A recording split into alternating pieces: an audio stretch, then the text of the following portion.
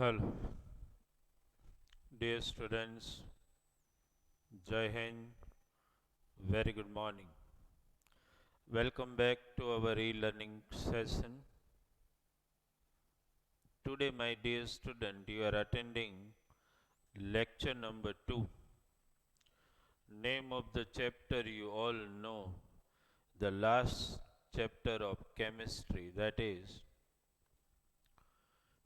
periodic classification of elements. As we do in our every lecture, before we start a new topic, we always take a brief of the previous lecture that you all know. In lecture number 1 of this particular chapter, we reminded you regarding why there was a need for classification of element. At that time, a few concepts we discussed. We also discussed about Dober-Rayner's triad, understood, and how he actually contributed and tried his best for classification of elements. Though he was not successful in giving us a holistic type of classification of elements, but my dear student, we can consider him pioneer in classification of element. We can consider him pioneer in that.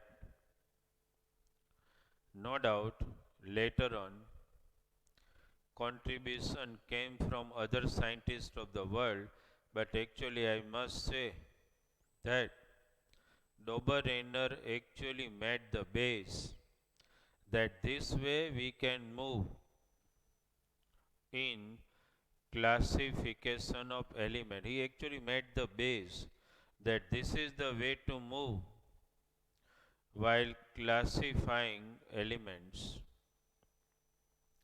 and grouping together element having similar chemical property was the concept which Dober-Rayner utilized. The same concept was later on adopted by other scientists of the world who tried their best to classify the elements.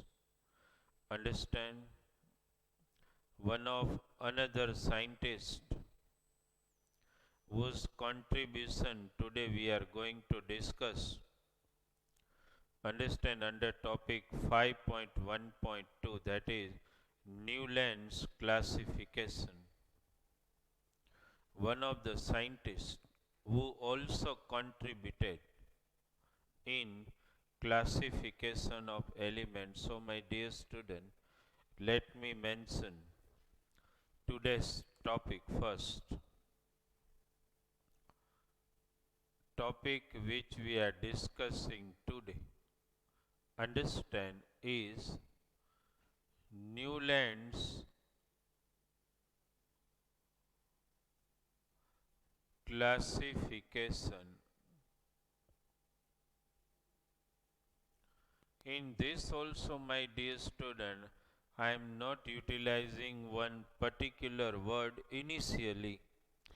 Like in Dober-Rayner also I said, I first utilized the word Dober-Rayner's classification. Then I rectified that word as Dober-Rayner's triad. Similarly, Newland's classification. Newland gave his classification around 1866, means a gap of 40 years between Dober-Rayner and Newland's classification. Right? Now, my dear student, Newland also, and at that time by 1866 almost more than 60 elements were known at that time. So he was a little more comfort with also because there were 60 more than that element at that time. Now he was also following the guidelines given by Dobereiner. Dobereiner gave importance to two factors. The second factor is very important. That is grouping elements having similar chemical properties together.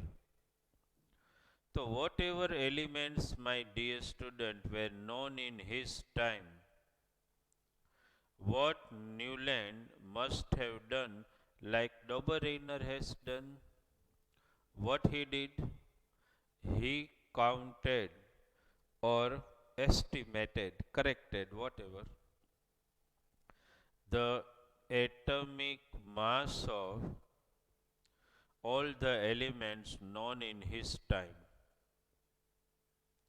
After finding atomic mass of all elements known in his time, he arranged all the elements according to their increasing atomic mass. He arranged all elements according to increasing atomic mass. શું કર્યું પહેલા એણે? He counted atomic mass of all element, and as I told you at that time, atomic number was such a concept not even existed. Otherwise તો easy પડે કે as per atomic number ગોઠવા માંડો લાઈનમાં. But that was not the concept at that time. Okay, scientists were able to find only atomic mass. So Newland, after finding atomic mass of all the elements, he arranged all the elements according to their increasing atomic mass. He arranged. Then next what he did, he started estimating and analyzing chemical properties of all element. Understood? One by one he started studying chemical properties of all element in line. Just take an example, my dear students. Suppose in his time whatever elements were known, suppose he started arranging. I am just writing this way. Suppose element number 1, 2, 3, 4, 5, 6, 7, 8, 9, 10, 11, 12, 13. Okay, 14, 15, 16. ચાલો નહીં સુધી રાખો. Now what happened? After estimating their atomic mass and writing them or arranging them according to increasing atomic mass, he could observe one thing.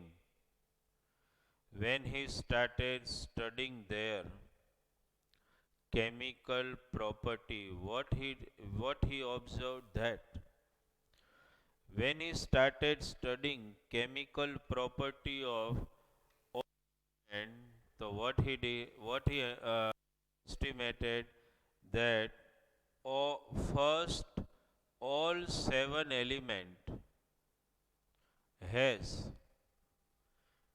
different chemical properties. All seven element has different chemical properties. But moment he analyzed the chemical property of element number 8, it was similar to 1. Understood? That means what? He has to keep this element below 1. When he estimated chemical property of element number 9, it has much similarity, understand, with properties of element 2. So he grouped 9 here. This way, when he studied the properties of element number 10, it was much similar to 3. 11 much similar to 4, 12 much similar to 5, 13 much similar to 6. Understand? Right. 11, 12, 13 and 14 much similar to 7. This way, my dear student. Then again 15 here, this way. That means what, my dear student? What he said, that element number 1, then element number 8,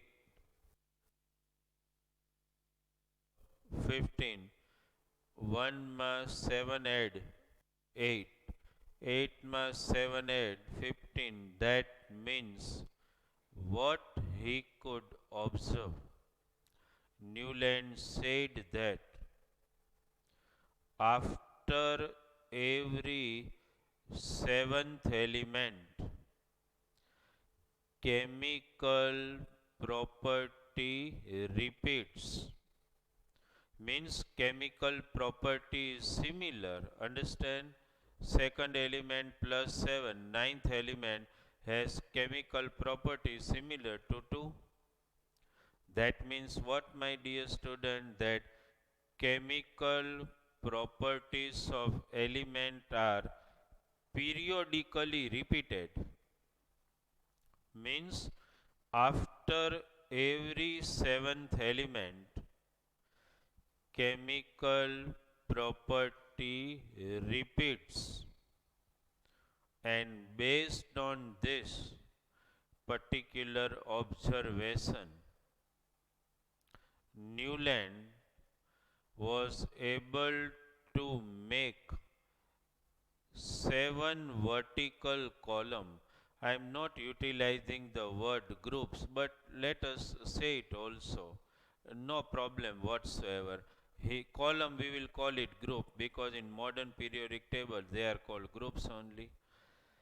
So Newland, after finding atomic mass of all elements and arranging them in ascending order of atomic mass, and after analyzing their chemical property, what he found, that after every seventh element, chemical property repeats.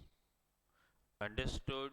And based on this, he could make 7 group of element. How? Let us discuss it out. Okay? My dear student, you should understand this, that after arranging element in the increasing order of atomic mass, he could be able to analyze one thing, that after every seventh element, chemical properties repeats. Understood? Just take an example. The group he made, let us list it out. Okay. Was the first group he made. I am just writing it. Hydrogen. Understand? Then he put all halogens in this group because hydrogen has much similarity in chemical property with halogen he made. Kept here fluorine. Okay. Then chlorine. Then bromine. Okay. Then cobalt and nickel. Y2 element we'll discuss just now. First group he made in this way, then second group, lithium, then sodium again, potassium. I at that time when we were studying Doberanus triad, I reminded you that you will also find the elements. See, fluorine, chlorine, bromine. They actually not iodine mentioned here, but I told you at that time that Dobereiner made a first triad, three triad. One of the triad was also you are able to see, understand, sodium, potassium. That was Dobereiner's triad itself. Understand, lithium, sodium, potassium, L and K, and he was able to see copper and rubidium. Okay. My dear student, when you study modern periodic table or Mendeleev's periodic table, whose contribution is remarkable, you find all elements in the same group. Understood? Lithium, sodium, potassium, copper, rubidium will be in the same group, right? So we can say that they were able to classify element in more proper base than the third one. If you observe modern periodic table, in the third group there was beryllium. Understood? Beryllium, then as you know, magnesium. Then he was beryllium, my dear student, in electronic configuration if you write, so you will come to know 2 2 magnesium 282.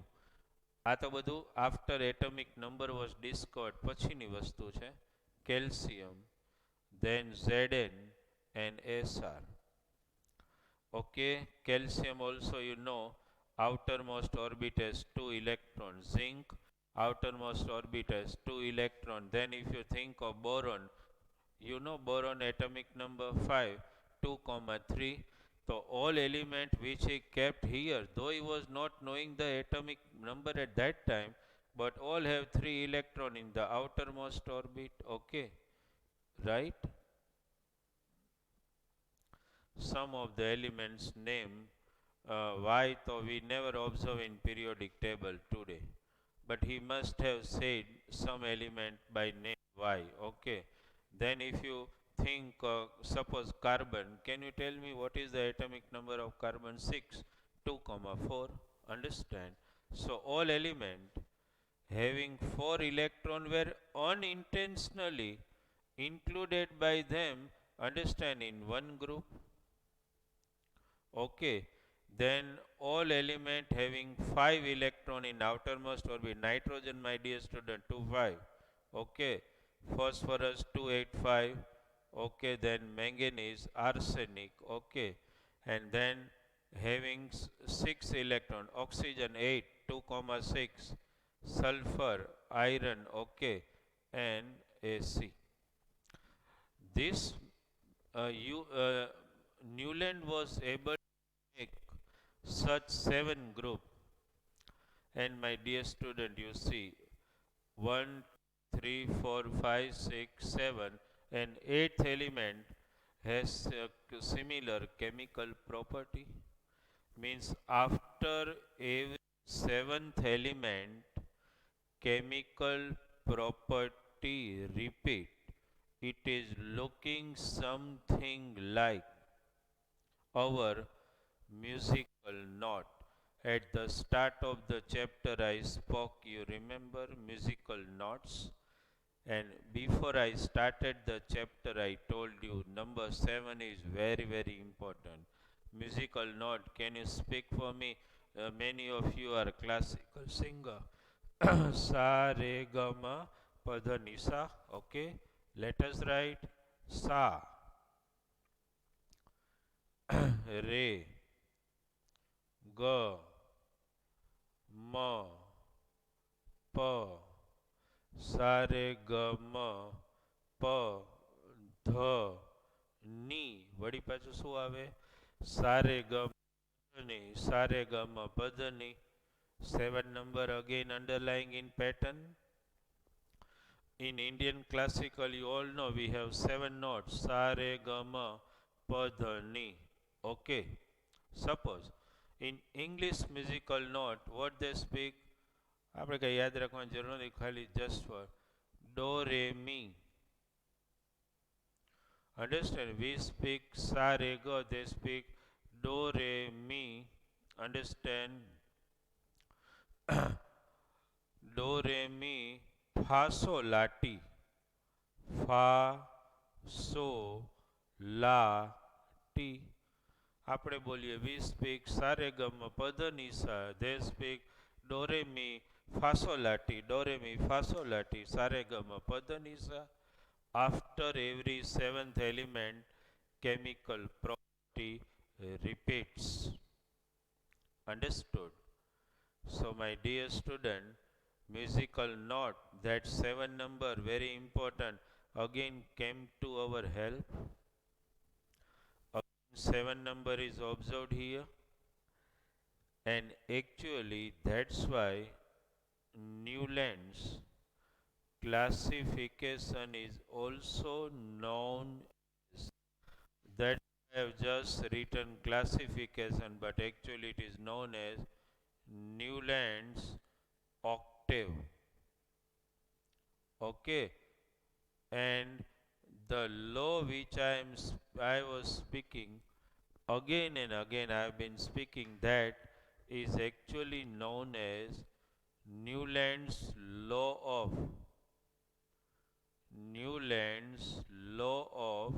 octave. Understand? As per music notes, chemical properties of elements are periodically repeating. That means after every seventh element, the chemical property, understand, are similar. Means after every seventh element, the chemical properties of elements are repeating. Understand? That was the law of octave given by Newland. And my dear student, mind one thing, Newland made how many groups which you can observe? 7 groups. Just try to understand. Nature ma પણ in chemistry also things are going on like geography. We actually thought and we are of the opinion that there were 7 continents, but it was discovered later on. Similarly, Newland could make how many groups? He was able to make 7 groups. Understand? You do not need to remember all this. If you can, good. Otherwise, you do not need to remember. Understand? With effort, if you try, then it's also not so difficult, right? Okay. Okay. So this you can remember it. So my dear student, actually one thing needs to be made very clear. After studying Newland's classification, he could classify element into 7 groups. Later on, Contribution by other scientists of the world also came. Valuable and most remarkable contribution came from Mendeleev, no doubt, but my dear student, Mendeleev also followed the same pattern. No doubt, when Newland prepared his classification, there were some limitations by Newland, and that let us try to discuss them, understand. But one very easy pattern and very underlying specific definite design which Newland was able to find, understand, that actually was utilized by even Mendeleev for preparing his periodic classification of element. After every seventh element, chemical properties are repeating itself. This is Newland's classification because it is dependent on musical notes. That's why it is also known as Newland's octave or known as octave rule.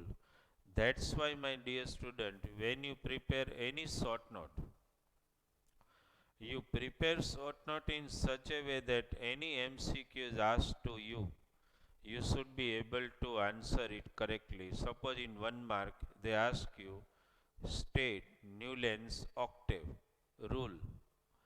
So how will you write Newland's octave rule states that when elements are arranged according to increasing atomic mass, after every seventh element, chemical properties repeats. That is actually known as Newland's octave. After every seventh element, chemical property repeats. Okay. Now one more thing, dear student. After Newland made his classification, there are also some limitation, but mind one thing, when we discuss about, when we will, about Mendeleev's periodic table and modern periodic table, at that time you will find the element represented in the same group, my dear student. Suppose you think 1, 2, 3, 4, 5, group number 5, understand whatever, you will find the element in one group, also you will find the same element in one group when we discuss about modern periodic table and Mendeleev's classification. So contribution of Newland was nowhere less, but there are some limitation. Which are those limitations on account of which we are not able to accept the classification given by Newland, understand, as universally acceptable? Some limitation, my dear student. Whatever number of elements were known in his time, but he could classify or he could group only elements up to 20, means up to calcium only. He was not able to observe the pattern which just now I said, that after every seventh element, chemical properties repeats. He could group only elements up to calcium, understand, that is up to 20 only. So that was his one limitation, that he could not he was not able to observe the same pattern which Mendeleev observed later on for preparing his classification. What he was Newland was trying, he was sure that chemical property repeats itself, and after every seventh element chemical property repeats. But then also, due to his limitation whatever, but he could observe this pattern only up to calcium. Then in rest of the element, it is written in textbook that in the rest of the element he could not observe this pattern. That means, my dear student, lots of element may be left to be discovered in future which had chemical property following the same pattern. Idea આવે છે? So, but at that time it must have happened that he was able to observe this underlying pattern of repetition of chemical property after every seventh element only up to 20. Understand? Second limitation. That was what Newland assumed at that time. During Newland's time, 56 elements were known. And what Newland thought that in his time only 56 elements were there, and Newland thought that no element will be discovered in future. Whatever element were existing in his time, that were 56, he thought that this is the limit. In future, no new element will be discovered. This is limitation. That was, he was conceptually wrong. He thought that there existed only 56 elements, and in future no new element will be discovered. But he was wrong in that, because today we know about 114 elements. So that was one another misconception in the mind of Newland. And third conception, my dear student, that you can understand quite easily, because if you just observe here, you can also be certain that how can it be hydrogen, fluorine, chlorine, bromine, these are all, my dear student, non-metal. Hydrogen, non-metal. Fluorine, non-metal. Chlorine, non-metal. Bromine, non-metal. And these are metal, my dear student. This is one of the mistakes. Why he kept cobalt and nickel here? Because he may have analyzed at that time that cobalt and nickel has property similar to this group, but in fact it is never. And actually, my dear student, that was his mistake. He was trying to adjust the element in this way, and that was very contrasting. Not only that, actually one another mistake what he performed. Suppose try to understand iron, the metal. Again here, my dear student, two non-metal, iron is metal. Actually, chemical properties of iron, cobalt and nickel were much similar, but he kept iron so far away from cobalt and nickel. That was his second limitations. Understood? In these three limitations, force the world, means force the scientist of the world not to accept Newland's classification as standard, as universally accepted. You understood one thing very clearly. So this is the way Newland tried his best to classify elements, my dear student. Again, because whenever you prepare any particular short note, from in between, from short note, you you are sometime asked in text in between question answers, so you should be able to answer it. Suppose, my dear student, if I ask you one question again, what are limitations of Newland's classification? Can you list out all three limitations of Newland's classification? Yes.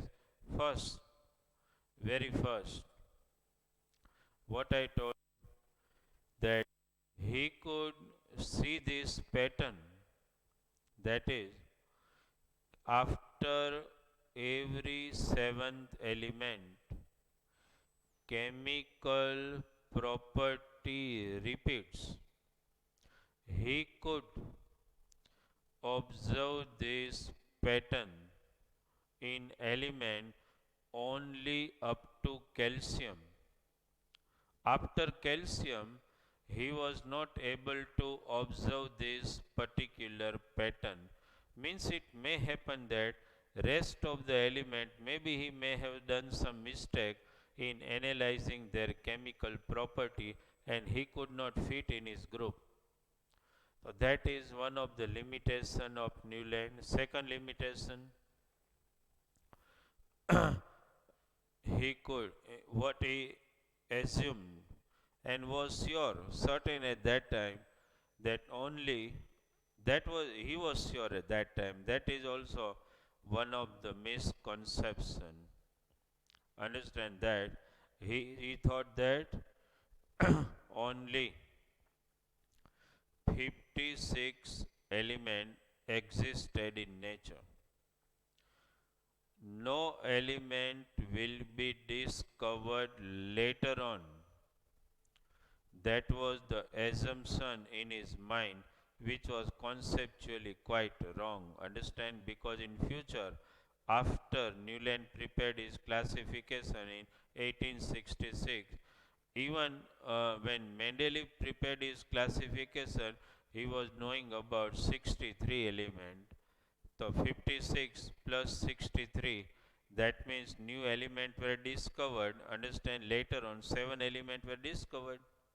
So Newland was, within few years he was proved wrong, that if he expected that only 56 elements existed in nature, he was wrong.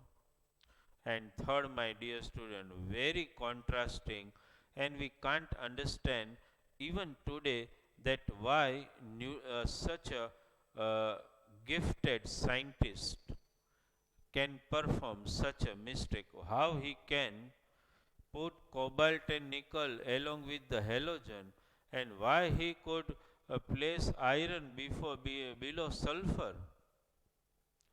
What must be going on in his mind at that time, or what analytical pattern he must have studied at that time. But that's a very contrasting, that to adjust in his group he kept cobalt and nickel here, and iron, which has much similar chemical property with this, quite away from that. So that was his third limitation. On account of all these three limitation, scientist of the world hasn't accepted the classification given by Newland as standard classification. It was not accepted by the world itself. Understand, my dear student? Contribution remarkable, effort, understand, terrific, but few mistakes, and the world could not accept his classification as standard then also, because you are studying today. Understand, he gave this classification in 1866, and today in 2020, understand, just count the year, 1866, 1870, 30, then almost I think 150, 160 years after he gave his law of octave, today also we are studying it. That also shows his importance of his effort and importance of his classification of element, which actually prepared the base, understand, for further classification.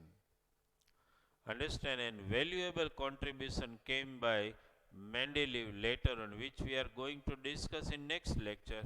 It's not a topic because we are planning the lecture in such a way that we dedicate one particular lecture for only one classification to be discussed in detail. So in lecture number 1 we discussed about Doberener's triads in detail, and today we discussed about Newland's law of octave and Newland's classification in detail. See, my dear student, what I have written here, understand, need not to be remembered for you, and if by effort you can remember, then also far better when you have to write short note in detail regarding Newland's octave. Okay, so my dear student, today we have discussed again Newland's classification of element. Okay, this question can be asked in this way. First, they may ask in exam, write a short note on Newland's classification, the whole short note. They may ask a question in this manner also, okay, show Newland's octave and all element, may you have to show, but I don't expect such a question can be asked. We will prepare because we can't expect in board that they will not ask. Understand? And third, limitations of Newland's classification. Though he efforted genuinely, understand, but he could not realize his classification to be universally accepted. Understood? And for this also, he must have put a lots of effort. Every time in my, I think in my WRT, I am giving one slogan. You remember that? What is that? Dreams are not realized by magic, huh? But it needs sweat, determination, and hard work. So even for giving such a contribution, he must have worked so hard that you have to remember him, his contribution even after 150 years. Understand? So this is Newland's law of octave. Okay, my dear student. So in today's lecture, I have given you idea regarding Newland's octave. In lecture number 1, we got idea about Dobereiner's triads. Then today, Newland's octave, and in third lecture, we are going to discuss in detail about Mendeleev's periodic table. That is what we are going to discuss in detail, and Mendeleev's contribution was no doubt thoroughly far advanced than the contribution by Dobereiner and Newland we will discuss in our lecture number 3. Okay, my dear student.